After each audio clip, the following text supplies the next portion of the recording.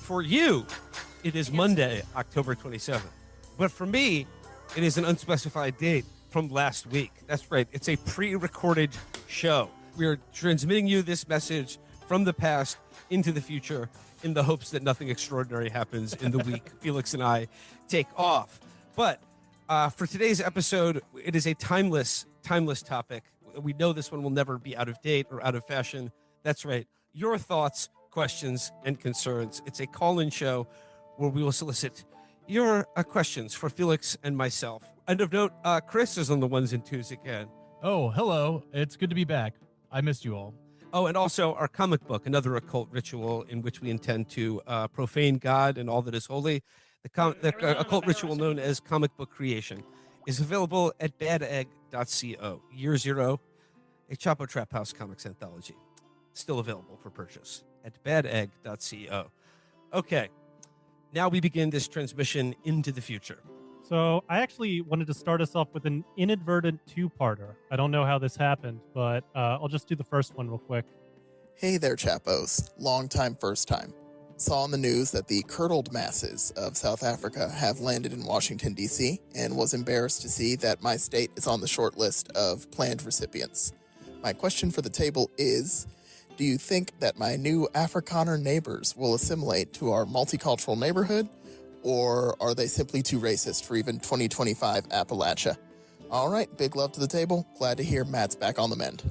And this was a follow-up from a different person. Hello, Chopper crew. This is CJ from the country of South Africa, as we Afrikaners like to call it. I've been loving listening to the show over the years, but one thing I did not appreciate is your strong anti-Afrikaner sentiment. But now that we're finally being accepted as refugees in your country, I was wondering, what do you guys think are the most important things that we need to learn about your culture in order to assimilate properly? Thank you. Okay. All right. I'll kick this off by addressing both callers here. You have to understand, the only South African that I know or have ever met is Adam Friedland. And you've listened to his episodes. He's the most annoying man on earth. So I was just saying it's coloring my perception of people from South Africa, but I will plead ignorance here. The only South African person I know is Adam Friedland. So anything I say in this matter will be colored by that lens. Frankly, I just think South Africa, it's too different of a culture for them to ever assimilate. I mean, they had segregation enshrined in law for a good part of their history. They had like a contingent of like really annoying Zionists that were kind of part of their foreign policy apparatus and guided a lot of their decisions in the latter quarter of the 20th century. In all seriousness, I think South Africans are actually kind of like what the Forerunners in Halo are to humans. South Africans are to Americans. I was wondering about what was the last time I remember discussing South Africans on the show, and I realized it was when we were talking about that YouTuber I used to watch in 2008. I didn't watch him because I agreed with him, but he was that sort of jacked, manlet, white South Afrikaner he was called Reindeer, but spelled in like leet speak, and he would go, "They just renamed Johannesburg Airport to OR Tambo Airport. Who the fuck is OR Tambo?"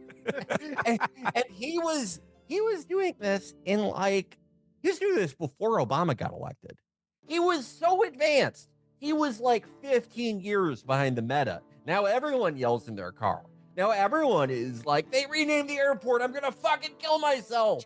No, I think if anything, they will become a model minority. To the Afrikaner gentleman who called, I have to correct my statement.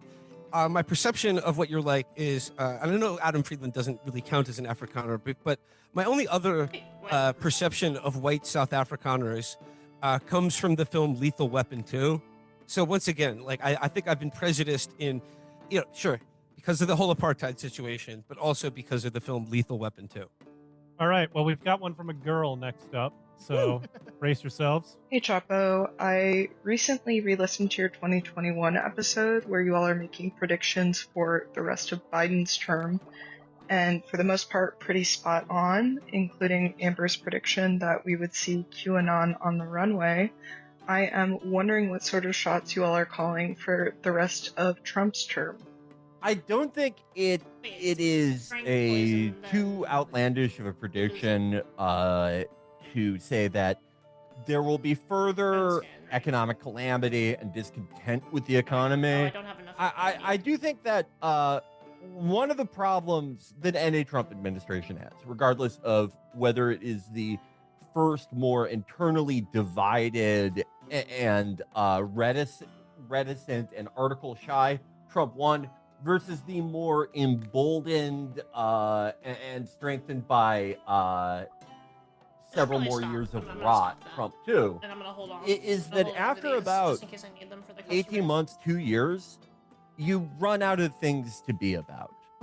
Part of that is I don't even know if you would call it a flaw with the design of Trumpism. It just is baked into the design that it assigns itself problems that are either not solvable or not solvable within 2 years, while only really being able to exist on a media cycle where things cycle in and rage and discontent cycle so quickly. So the politician is not beholden to the same norms and cycles of people from 20, 30 years ago. This is actually the thing that I have had the most trouble, like, even gaming out a coherent prediction on. We know what it looked like for Trump 1 when it stopped being about something. They were all over the place. They would fire people based on articles. Frequently, there was tons of, like, recriminations and backbiting and shit like that.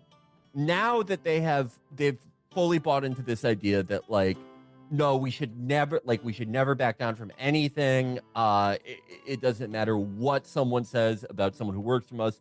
We'll always stand by them. That was our biggest mistake the first go around.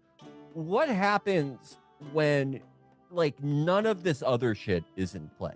Where it doesn't even, like, move the needle for supporters for them to do these, horrifying jackbooted raids because, the economy is in the shitter so bad that no one is even coming here.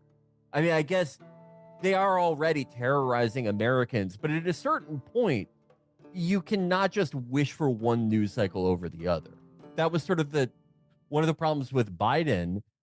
And Biden still had, like, foundational Biden-y bullshit he could fall back on. Trump doesn't. It looks increasingly dicey after, repeated foreign policy failures, where he's similar to Biden said, I have a unique ability to make these deals. And if they are repeatedly shitting the bed over and over and over again, then it's really about nothing. And, that the reason it's hard to predict is that can either be fucking horrifying, like they go, okay, Posse Comitatus, we're ripping up Posse Comitatus. The Air Force is gonna fucking bomb Peoria. Or they, feel bad about themselves, like they used to. And they go, we're back to firing people over articles. I really don't know. I mean, my question, and to Felix, to go off what you just said, it's a cliche, but right now it certainly doesn't seem like they're behaving like a party that's really concerned with running for re-election. Right. And as we get this dawn of I don't know, a kind of aesthetic fascism or open embrace of Hitlerism from various people in the GOP or people who work for them, as we've discussed on the show over the last couple of weeks, I would fully expect them now, with more or less ICE being used as Trump's personal domestic military or law enforcement apparatus, where he can, basically hire from the dregs of society antisocial peanut heads who can then terrorize people in largely democratic cities, or what are clearly meant as intimidation to the majority of the country that lives in cities where the Democrat power base is in cities like Chicago, Los Angeles, New York. I fully expect to see more of that. And look, they're already announcing that they're going to contest elections or just steal them through legal means via gerrymandering or just not seating people who have won elections. But I would expect them to use ICE or some form of law enforcement or National Guard presence to contest elections or overturn them more or less illegally. However, that being said, that is a terrifying thought. Dangerous. But that being said, my prediction is at some point this aesthetic fascism, which has created sort of a television show where the leader's enemies are punished on a daily basis. If you don't approve of the leader's favorite podcaster, you'll be just deported from America. I wonder if that will run into a wall of the more or less gutting of state capacity that's taken place in this country over the last 40 years or so. Like the neoliberal hollowing out of state capacity. And I'm thinking about this in light of a story I saw today about how the Trump administration is more or less outright buying like an equity stake in a lithium mining company, and at the same time cutting hundreds of millions of dollars in federal subsidies to a lithium refinery and battery plant that was going to be built in Nevada. So it sort of seems like I'm not yet willing to see that there's like the holistic kind of classical fascism, because I think the American population is so depoliticized, and I think like the organs of the state capacity itself are so essentially hollowed out. I wonder if their grand plans will run into some sort of hurdle in that regard. Does that make sense? Yeah, no, and I think that's a very good, I don't know if you'd call it a prediction or just appraisal, but just to put a bow on this for now, the thing that really frightens me more than anything is the idea that this program will be broadly unpopular, more unpopular than it is now. That 15% of fucking Americans support it, right? 15% of Americans and 80% of capital support it. But because it's the only thing, because there's only there's this, which is okay, this is our answer to climate catastrophe. We will shoot and kill everyone. We will immiserate all the people that you fucking hate. We will burn down any boats that come within 100 miles of our shores. That up against nothing, that wins, unfortunately. Yeah. And how does something come out of the greatest nothing in all American politics? Yeah.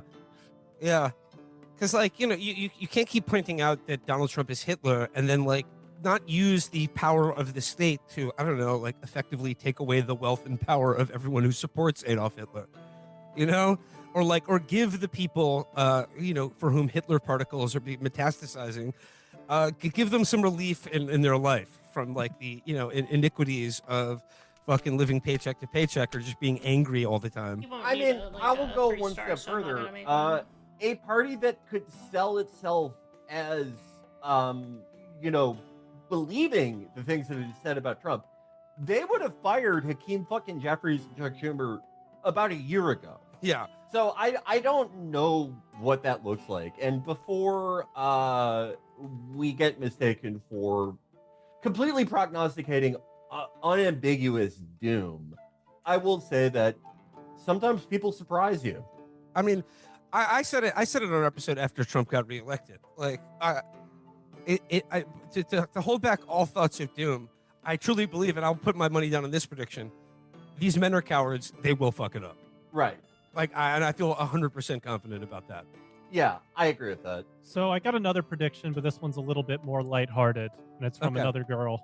Hi guys, I wanted to ask you all as New Yorkers what you think the funniest next step for Andrew Cuomo would be when and if he loses the upcoming mayoral election, because I feel like his political career is going to be pretty much dead. I mean, it would be funny if he ran for something else, but I feel like if he loses, he's not going to leave the public eye, and I'm wondering what stupid thing you think he's going to do next. That is a great question, and it's one I was actually thinking of earlier today. I think you're 100% right that if he loses I'm not going to do this very hard. I mean, basically, he already has lost. By getting blown out that badly in the Democratic primary, his political career is over. And I think it is highly unlikely that he will win in the general election. I think it's assured at this point. I think you were right that his political career is over. I mean, just look at the way he's been running this campaign. I mean, that he would do this again to run for city council, where he has to talk to people and pretend to like them. That he has to like even pretend to be in New York City or even anywhere else in the country that we conceivably have him. So his political career is over. However, that being said, his career in public life is certainly just will never go away. And I'm thinking like my serious prediction of like what the most likely landing spots for him is either Columbia or NYU will offer him some sort of well-remunerated sinecure to be in their like I don't know political science department or I don't know one of these academic jobs where like he's made chair of something and doesn't really have to do anything but gets paid a lot of money. Either that or like the well-trod path of becoming a lobbyist or working for a lobbying firm. I think those are very good, much more likely predictions, but I am just to think out the box, I'm going to offer two ideas that I legitimately I could see them happening. One, I think he will invent an entirely new position, the likes of which we've never seen before. He will say, I am the new freelance ambassador to Israel. Because like the Republicans are not serious enough about it. They're making tweets, doing selfies. I'm the only shadow ambassador. Yeah, I'm the not even shadow ambassador, but I'm the people's ambassador to Israel. Like I'm the real one. Either that, or I could see him starting some type of program with America's favorite comedian, Andrew Schultz. Let's go to Andrews. Yeah.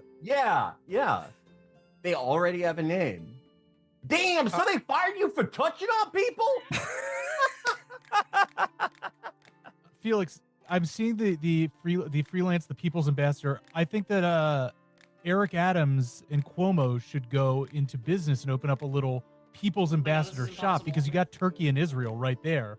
You've got the entire Middle East opened up to you by the people's mayors. No, yeah.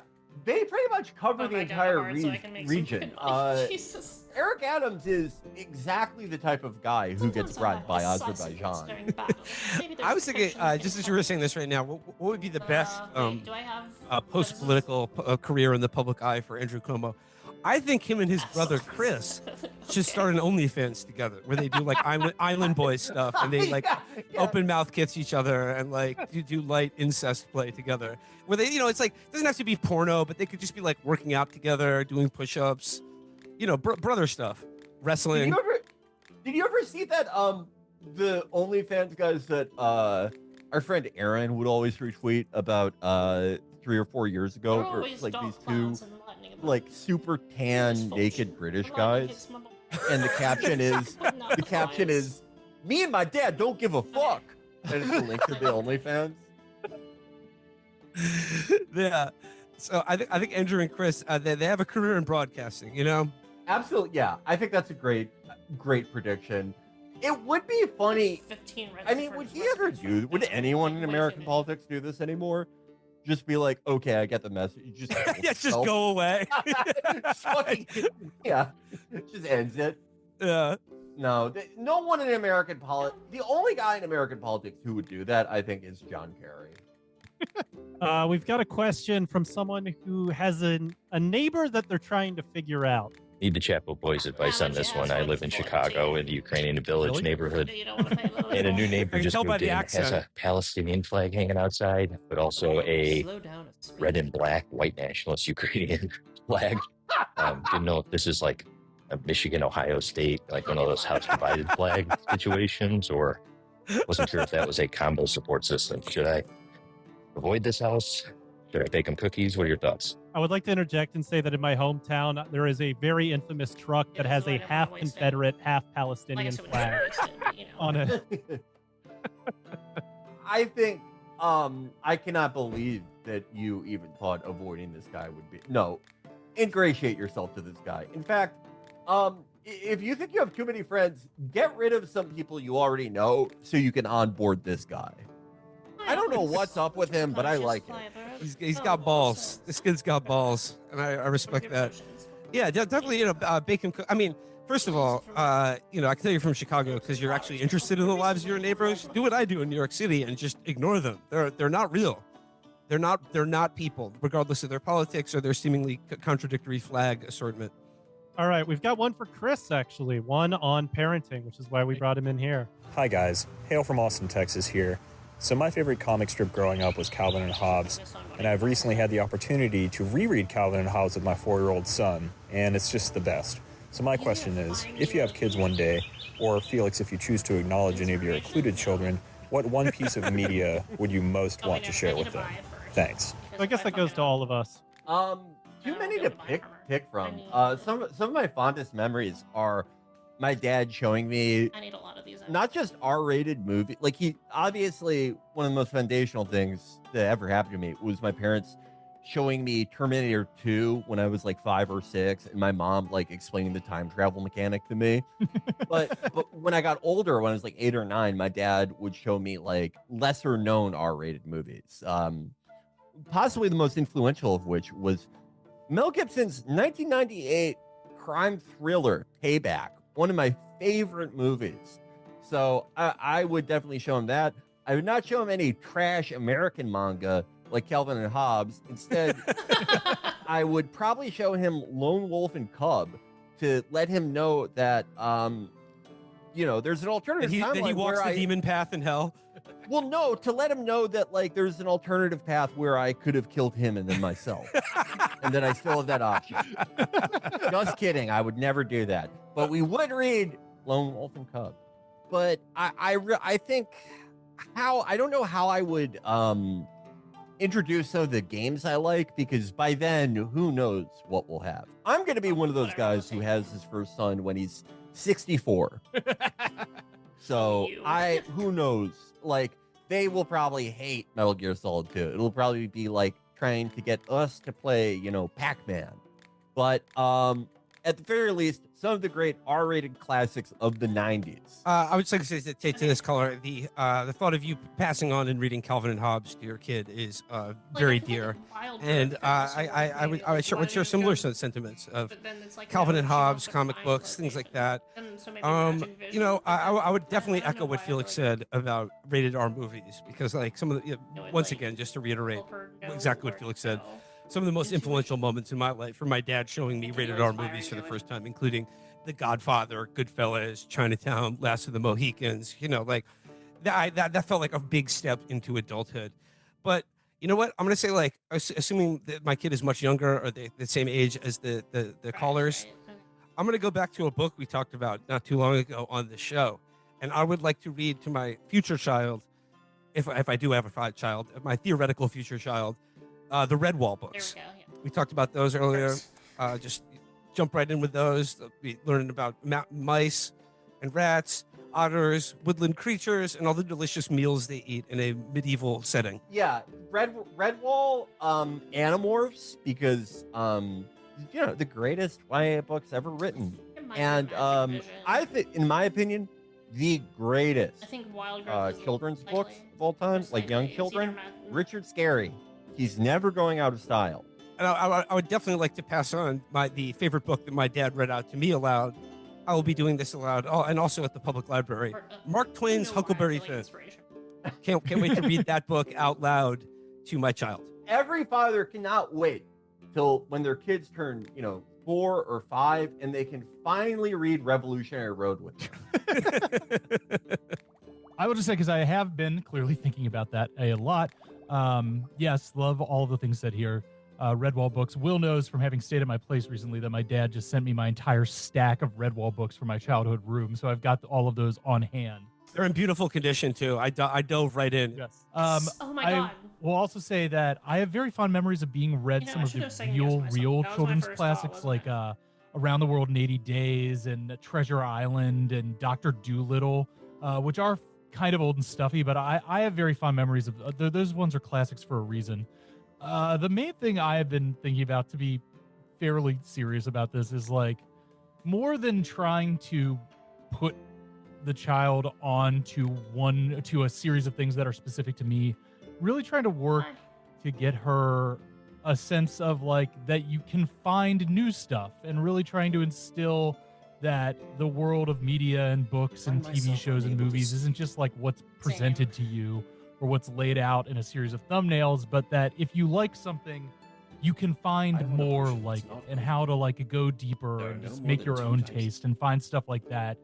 And I know that's a bit more of a, pre-teenage kind of task to or lesson to impart on somebody, but in this algorithmized world, that's something that I've been thinking about a lot of value to instill, of like finding your own interests beyond what you see or is presented to you. Oh, what's another great like ages, I would say like 6 through 12. The Way Things Work. Yes. I love those books. Love yes. those books. Yeah, I just ordered. Oh, Stephen Bitsy's incrable cross sections. The cross sections they rock. The castle, those? the Titanic. Oh my God, the naval ships. Oh my God. Yeah. Also, Uncle John's Bathroom Reader. That's up there. Those were great. Those were great. It's really annoying the way it stops. I had a really embarrassing instance from reading those books when I was like 7, where I like unknowing I said like a Mae West quote to my family, and they were like, "You fucking loser." When I'm good, I'm good. When I'm bad, I'm better. Yeah, I just read it from one of those books, and I was like, "That's cool." Little boys are gay. That's really what we're trying to say. I believe we've talked about that on a call-in episode before. Real quick though, before we get to the next question, I would just like to disavow the comments made by Chris.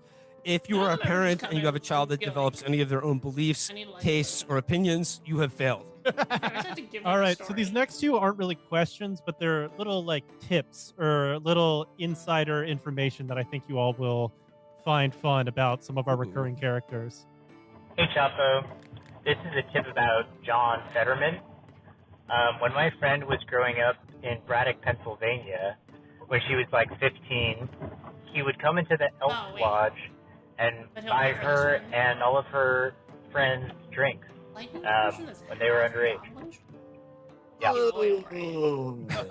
that was clearly being recorded from John Fetterman's trunk as he plows into a school zone. That is so not just trying to fuck like high school girls, but like at the Elk Club. You at the Elks Lodge. Like that his dad is a member. God, what a fucking piece of shit. They got they got any hot young trim down at the VFW. Yeah, what the fuck? He's Spencer. You actually wrote something that's basically you wrote this really funny story about like a pedophile who's like socially inept. That's basically John Fetterman. Yeah. I think it's understandable because he was buying them mead, from what it sounds like. And here's one that's even better about our good friend Bolsonaro. 7 or 8 years ago, my cousin and I saw Jair Bolsonaro at a mall in Northern Virginia. I Googled it like right after, and he was in town visiting Trump that morning.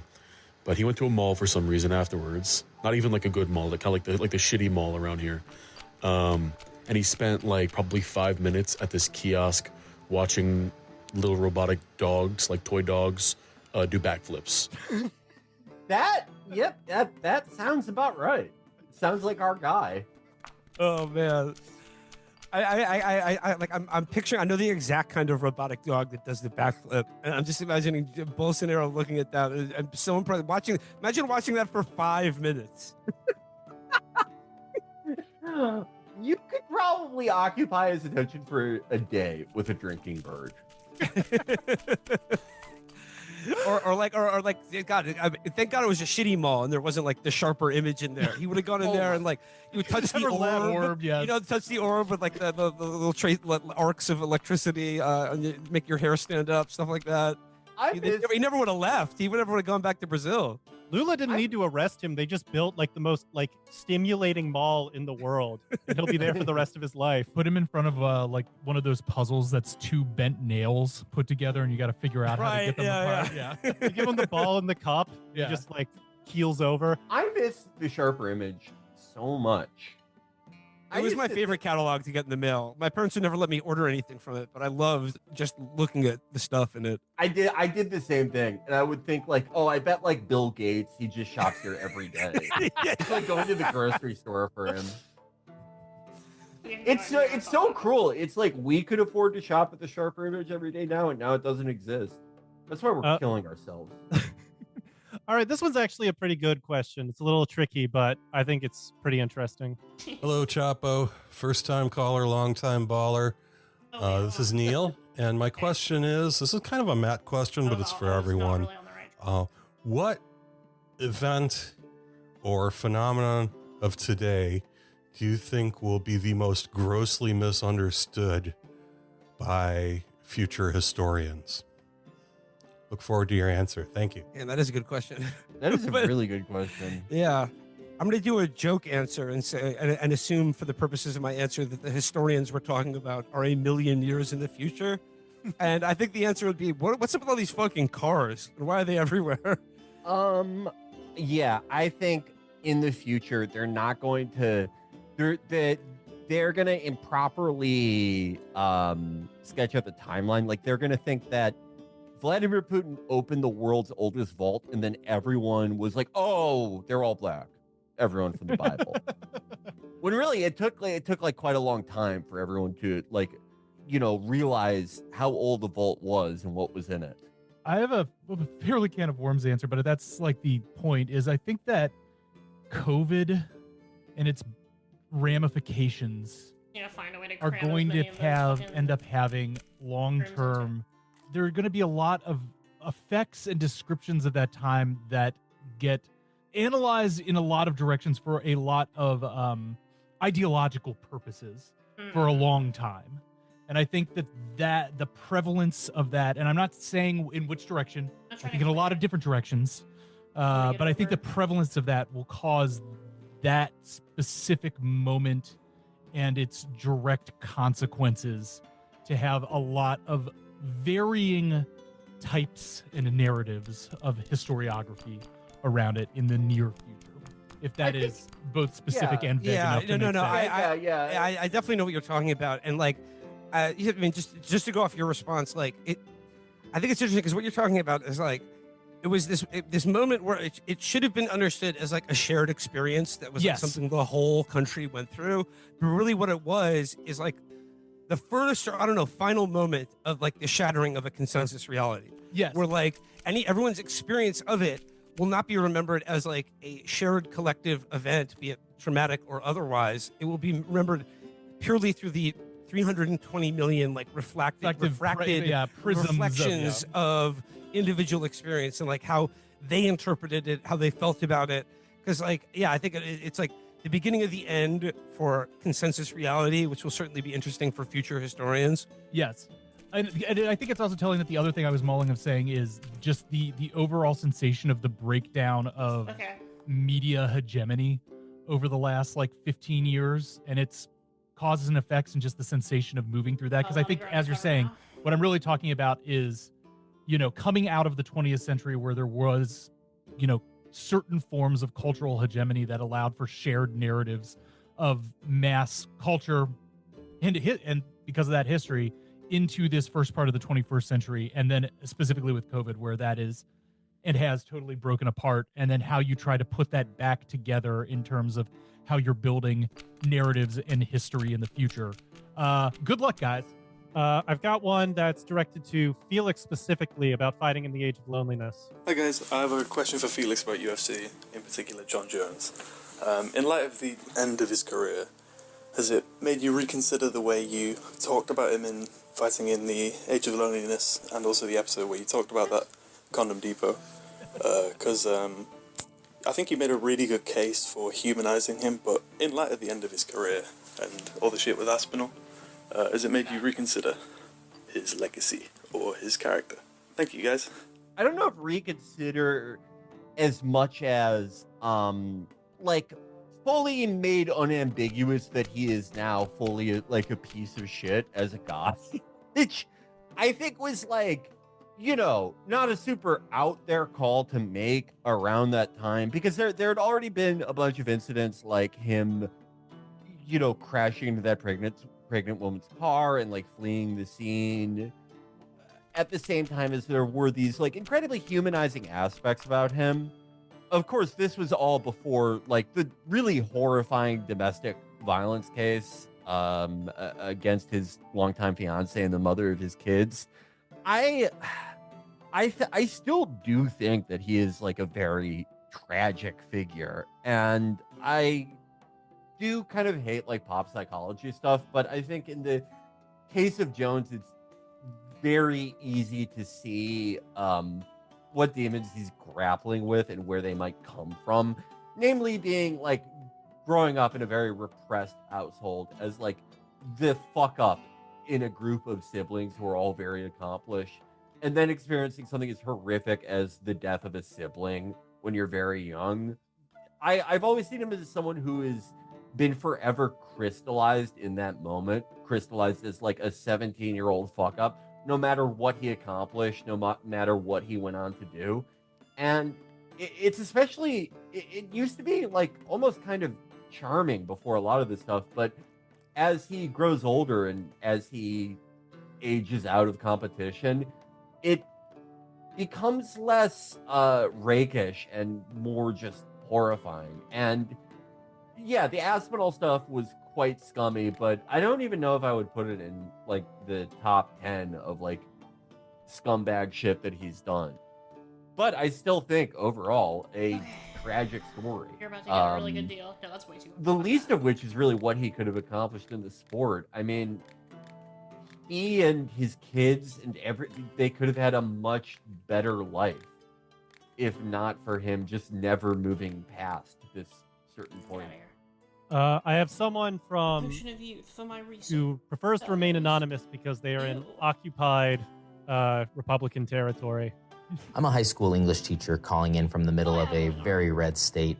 And one of the great joys of my job at this moment is being able to work with high school seniors and expose them to new ideas and texts like the autobiography of Malcolm X, Persepolis, Handmaid's Tale, even The Dark Knight Returns. And so one thing I wanted to ask all of you is if there are any texts you recall from high school, whether that's fondly or just because of what they got you thinking about. Thanks and take care.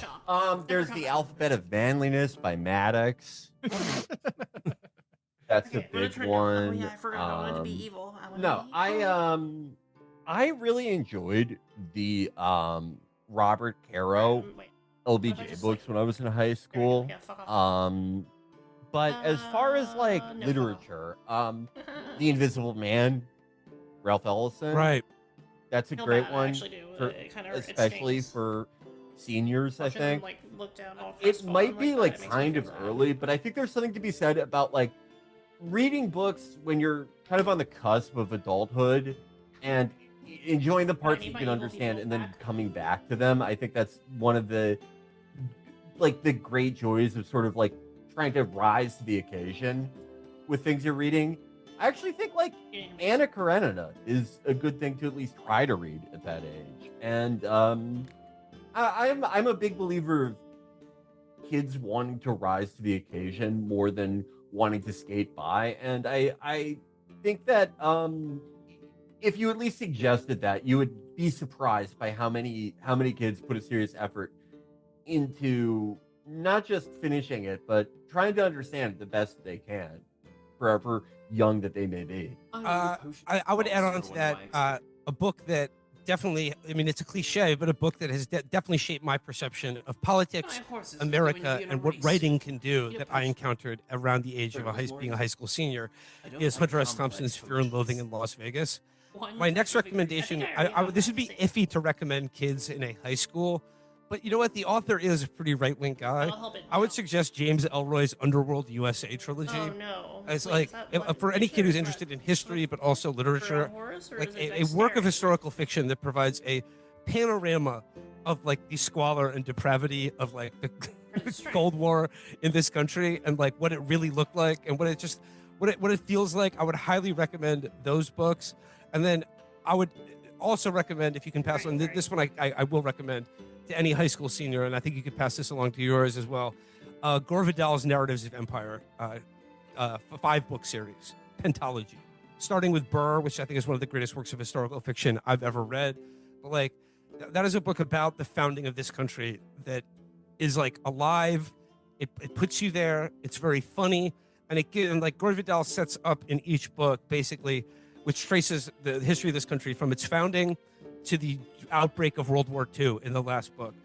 over those 5 books, he provides an architecture to understand how this country became the empire that it is today. And it is the transition from this country as a republic to an empire, and what that means for the world that you currently live in. And I would highly recommend those books for any ambitious high school senior who's looking to have an understanding and also a critique of empire and the history of this country. For history, I would greatly recommend 2 books. Patrick Seale's biography on Hafez al-Assad. It may be like the best biography ever written outside of the LBJ Caro books. Pity the Nation by Robert Fisk. And just for like contemporary stuff, I'd be remiss if we did not recommend the seminal classic, Okay, I can make it. Matt Taibbi's He Insane needs it to Clown be so President. Yes. I think this will be strong. This might be a bit of a basic answer, but for a kid who they're not sure that they actually like reading, maybe a bit of a wise ass, not sure if real celebrated books are for them. Catch-22 is always such a banger. Oh, And God, it's yes. like Oh, my God, yeah, a delight absolutely. to read, and it's about so American funny. history, Yes. yeah. And it just goes down so smooth and makes you feel so smart reading it if you are a high school kid who has like some kind of askance view at life, culture, American society, history, all of those things. That reminds me of the last one. It's a strong I think a very underratedly funny book, The Trial by Franz Kafka. Yes, that's another really good one. Wow. All right, this is probably our most depressing question, but here it goes. Hey, Chapo. I have a younger sister who is 25 and a big fan of H3H3 Productions, and she has absorbed the ideological baggage that comes with that. I was wondering if you have any recommendations to kind of ease her into the Chapo mindset. I've tried to introduce Seeking Derangements to her, but I don't think it took for whatever reason. So if you have any ideas, suggestions, recommendations, they'd be very welcome. Okay, thanks. Bye. I definitely have a recommendation. I think the correct way to ease your sister into the Chapo mindset and away from the path of Ethan Klein is one of those sort of bad kid wilderness retreats where like you pay someone to abduct her and sort of like put her in a van to like the wilderness in Utah or fucking Wyoming or something, and give her some hard lessons. Dexterity is my next. Like freezing, chopping logs, things like that, where like drill instructors yell at teenagers who got caught shoplifting or talk back to their parents. She needs some tough love and some hard discipline. Yeah, I mean, this might actually be a case of Maddox's alphabet of manliness actually helping out a lot. We were saying it as a joke earlier, but it really might be good here. I'll just, one more of note for the sister. Like, I would just ask her to consider when she's watching one of the, what is it, H3H3? What is this thing? H3H3. H3H3. When she's watching one of Ethan Klein's streams, just be like, really take in what he looks like and what his voice sounds like. You listen to this every day? Like, this is your guy? Like, come on. Here's what you're going to tell her to do. Open a browser on her phone, on a desktop, whatever. Type www.youtube.com and search Cumtown in the search bar, and just go from there. If you have a pair of keys, I think you can go a long way with that. Yeah, I mean, I gotta be honest here. Can at least one parent, are they still fertile? I'm just kidding. I shouldn't say that. Make her like, it's like when you catch your kid smoking a cigarette, what you do is you make them smoke the whole pack of cigarettes. So make her watch Ethan Klein for like 24 hours straight and be like, this is what stimulant abuse does to you, allegedly. You could use deepfake technology to create, like, make an Ethan Klein sex tape, which fans of his show have been asking for years, and he has not provided them. And I think that would have really disgusted her. Yeah, worst comes to worst, there's always that like toy that makes animal sounds. I think that's a good backup too. I got one for Will. Hi, this is a question for Will. First time calling in, long-time fan. My question is, why do you think that Transverse City failed to achieve the critical and commercial acclaim of Excitable Boy, despite being, a brilliant sort of science fiction concept album. Cheers. Thank you. Friend, you answered your own question because it was too ahead of its time. With songs like Turbulence, referenced on a recent episode, They Moved the Moon, Down at an the episode Mall. named after that as well. Yes, way too much. Down at the Mall. And then and then the title song Transverse City, which I think is based on a Martin Amis story, or it's just too much science fiction, too much literary references. Zevon just the GOAT, way ahead of his time, and people just want to hear Werewolves in London over and over again. They just want to hear that. Woo! Great song, but I mean the man's body of work goes so much deeper than that. I just want to say I recommend reading the kind of biography of his life, I'll Sleep When I'm Dead, which was written by his friends and family. He had a fucking insane life. His dad was in the Jewish mafia. And his mom was Mormon. Yeah, and the reason why I think it didn't take off is because after Excitable Boy came out, he just did so many fucking drugs that his career was just destroyed. And by the time he came back, and you can look at those albums, every single musician is on those. Like Transverse City oh my has God, yeah. Neil Young and Chick Corea on it. So he had like everyone trying to help him out, but it was the 1980s and people wanted to hear some of the worst synthesizers of all time. So just wasn't working out for him then. The Long Arm of the Law, that song is fantastic. Oh, Nobody's in Love This Year. So many great songs. But yes, Zevon, Turbulent. He led quite a life. No, wait, I can just drink it. He was quite a guy. Spencer, is El Super Dead is like I remember I think there was an anecdote in that story about him showing up to Jackson Brown's wedding and shooting a gun out the window of his car, screaming, "We're gonna run him out of town! It's the law! We're gonna run you out of town!" Firing a revolver into the air at Jackson Brown's wedding. Yeah, no, he comes across as like just for some reason he comes off as like legitimately insane, and also everyone wanted to be his friend. Like when he was like 16 years old or something, the Turtles wrote Happy Together and they let him write the B-side because they knew it was going to make a shitload of money. Wow, I didn't know that. Yeah. So, I don't know. It seems like he had plenty of good, like he had a lot of friends, including David Letterman. So I think he's doing fine. He was doing fine. This one is for Chris. It's about music. Hey, Chapo. So, of course, you guys are big proponents of the movie mindset at Chapo Trap House. But what about the music mindset? What albums or artists have you guys been listening to lately? Thanks, y'all. Hey, Maddie. Nice to hear from you. I mean, Spencer and I were talking a little bit before this. I think it's actually been a great year for rock music. I'll just run down some of the stuff that I've been really into this year. Where should I start? That new Water From Your Eyes album is fantastic. My boys, Viagra Boys, came back with an album that I don't think is quite as good as Cave World, but they're still on a huge run. I'm going to see them Friday. They were some of my favorites out there. Wet Leg did not hit the sophomore slump. Their second album is quite good. Oh, it's great. That was my summertime jam. Yes. Catch These Fists. Yes, they're still great.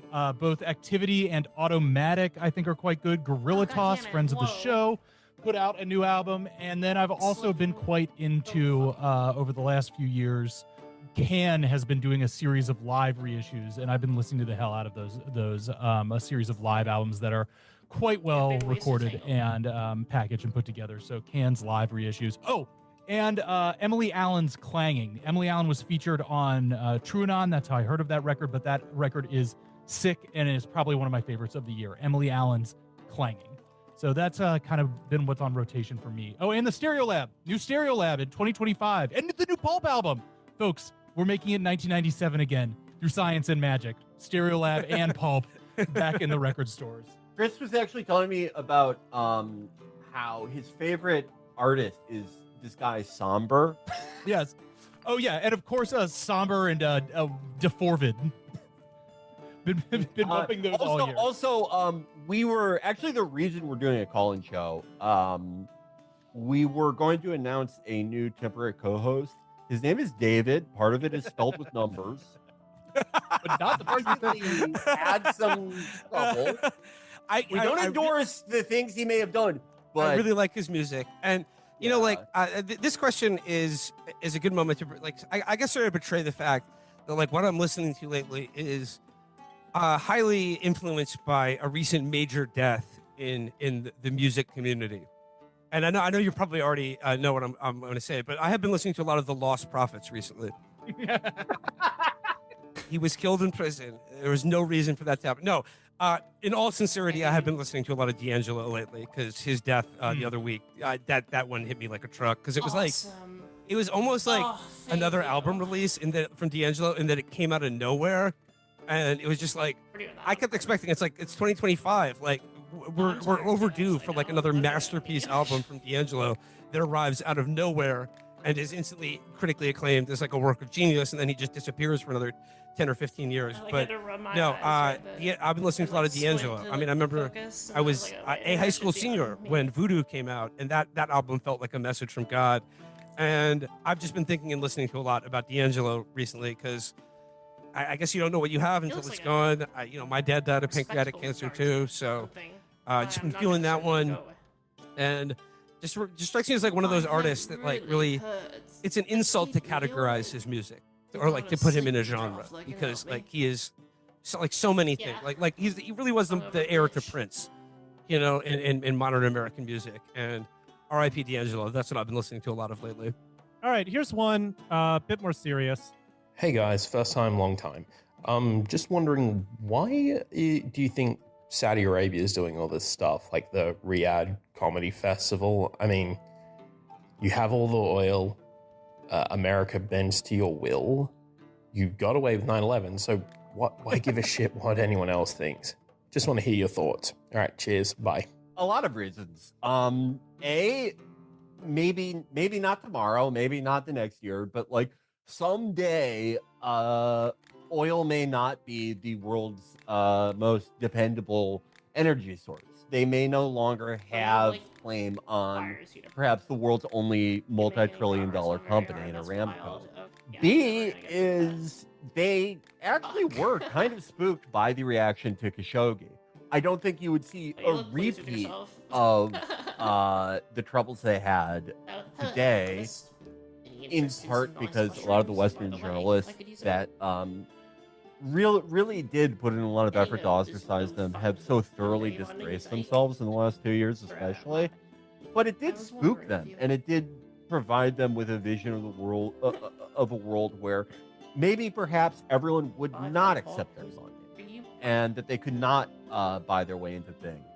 And I guess third, you could also read it as perhaps the family having a plan B. Maybe one day the actual physical location that the kingdom is in is uninhabitable. Maybe they will no longer be able to govern it. Maybe a lot of things.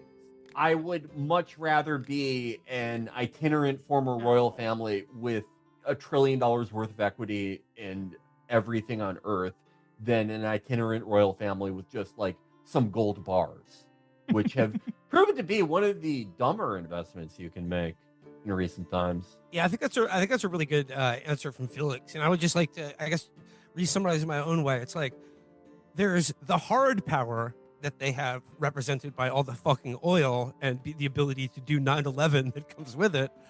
But if you're going to be that wealthy and powerful, like soft power has its attractions too. And I think like America exercises its soft power in the cultural sphere. It's interesting because they're just like sort of buying it because it's like they're not exactly like, it's not their culture that they're like interested in promoting to the rest of the world or buying or like, marketing to the rest of the world.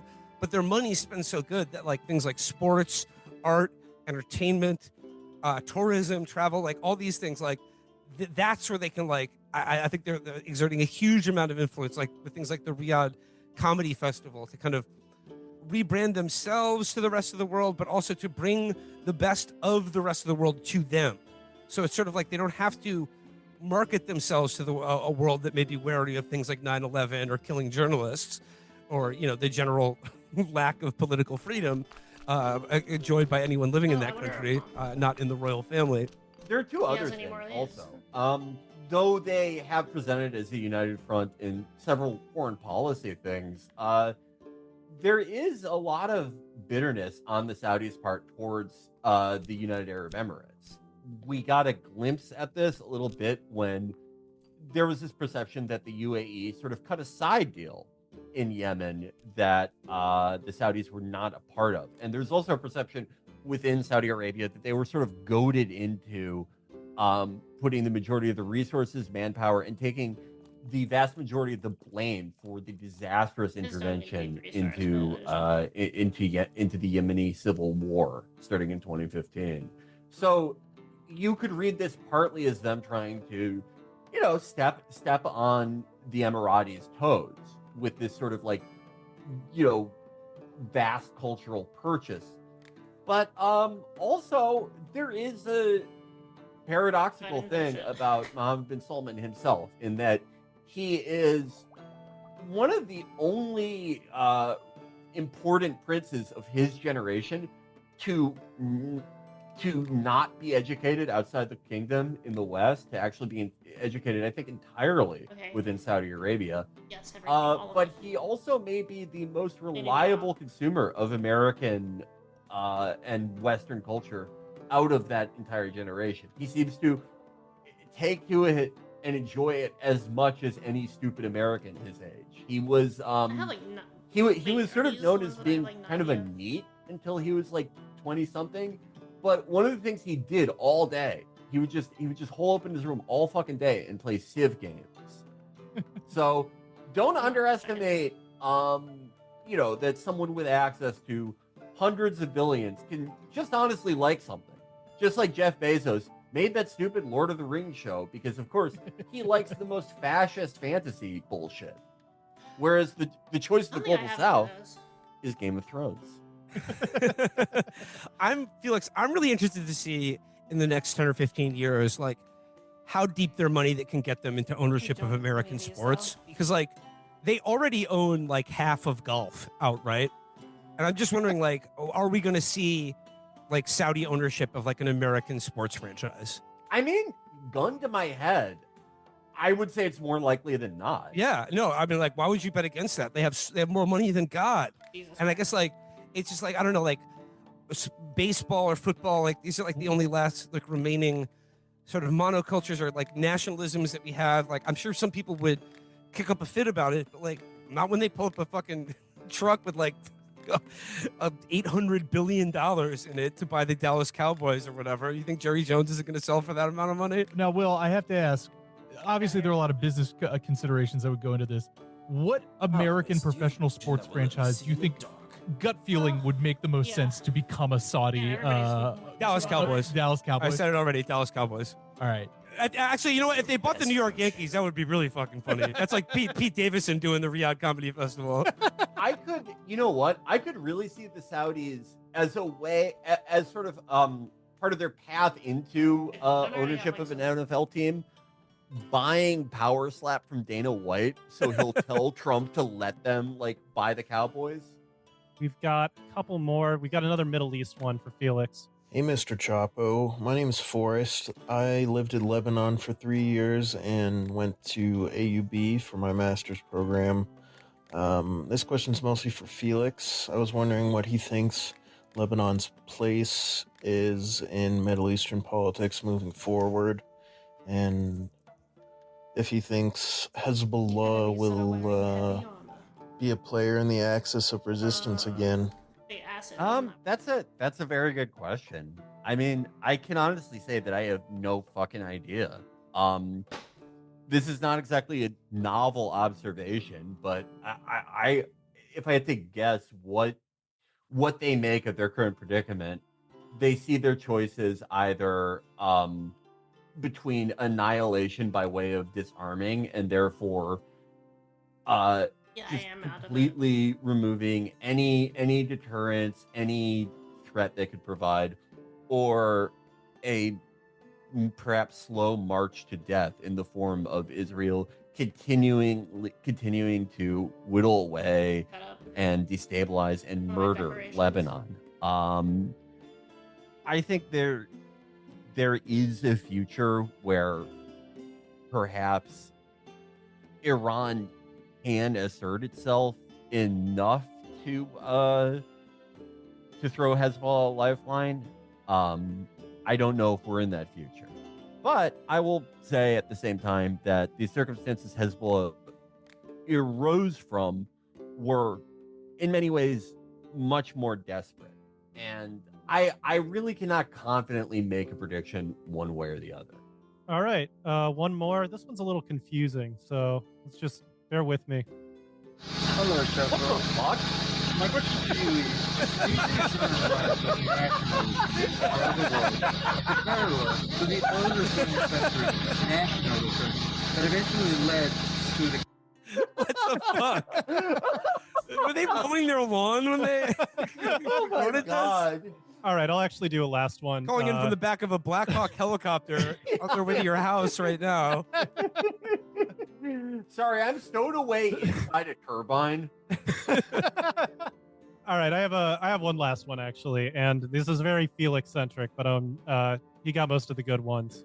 Hey gang, my question's for Felix. I'm always shocked when he mentions he has a 104-year-old grandmother still kicking around. I think that's crazy and wonderful, and I'm just curious if she knows what Felix does professionally, if she has a sense of what podcasting is at that age, and also kind of curious what her politics are as someone who is that old. Hope she's doing well. Hope she's in good health. Thanks. Okay, so I've sat through my mom trying to explain to her it's it's a fucking radio show that's on the internet, and to the extent that she understands the latter, I think she does kind of understand it. When she was about 100 even, she went to an E1 live in Chicago, which is really actually made me kind of sad to think about. She lived through the Great Depression, had to see her grandson dressed up like Joe Biden molesting his friends. She probably thought what was the point of it all? But she was very nice about it. If she could coherently describe what was going on. But we actually, when she turned 100, for her birthday party, everyone just kind of asked her these types of questions. What it was like living through certain historical events, because she really a truly remarkable life. Truly came from the depths of poverty that is kind of hard to imagine in most of modern day America. And she is unsurprisingly, for a very old Jewish woman who lives in a major urban center, liberal Democrat. The thing that did surprise me, and the first I heard of it was at this party, she very against Zionism. She said that her and her husband, they, despite the fact that she's also an atheist, they left their temple and went to a different one because someone explained Zionism to her, and she said, "Oh, that's what Hitler thought. I don't like that." And apparently, this is later on. My mom told me that since I think the 80s, since about the Lebanese Civil War, she just refused to be involved in any charity that it is anything to do with it. Wait, I have a lockpick potion, a she specific lockpick. has incredibly hard-held beliefs in a lot of things. I think every time she would call one of us for pretty much our entire lives, the first thing she would say, most of the time during the Bush presidency or the first Trump presidency, would be "Can you believe these Republicans?" But also, yeah, ended up really surprising me on Zionism. She never talked about Israel or any of that, but I really did not expect that out of her. Well, as someone who's officially a grandparent orphan, I'm very offended by that question because it reminds me that I have no grandparents anymore. Although I do often, I often wonder to myself what my two grandfathers would think of me today, or how they would think of my current work. One, of course, being the Soviet spy, and the other, of course, being the U.S. Navy officer. So, oh yeah, this one, another Felix one, but this is a funny one. Felix, you have brought up the name Dan Quinn many times on the show. Are you talking about the Washington Commanders head coach Dan Quinn? Nope. And what is this person's significance? Thanks. I'll hang up and listen. Dan Quinn is, I mean, you know, if you thought Chapo being 10 years old next year was scary, I have been following the life of Dan Quinn for 17 years. I'll pay for it. Like, I have spent so much time on this guy. So, Dan Quinn, I first caught wind of this guy through my fandom in MMA. He was, back in 2008, he would make these, he was this, like, 40-something-year-old Irish guy who had, like, you know, the body that every 40-something Irish guy had. And he would always make these videos shirtless, and he would go, do I look like I'm 43? And he looked the most like a 43-year-old you had ever seen. But he claimed that the key to his longevity, his athleticism, his shreddedness, he would most frequently claim that he was as fast or faster than just in general, like black people, he would say. Like he said, you've never seen a white boy catch an outside running back on 4th and inches like me. We should make clear that it is not Washington Commanders head coach Dan Quinn, but it is still someone very much associated with football, at least at Notre Dame. So he says that by using the natural sweetener, sugar replacement, stevia, and mixing it with weed, or putting it in a blender with water to blend out what he called the toxic floating soap, and then mixing it with weed to make something he called Weed 2.0, or just drinking this stuff in the blender, which is called pure H2O. He would melt fat off his body, increase his cardio. It was like smoking meth, but healthy and with no withdrawals. And it enabled him to, he thought, like, completely destroy any of the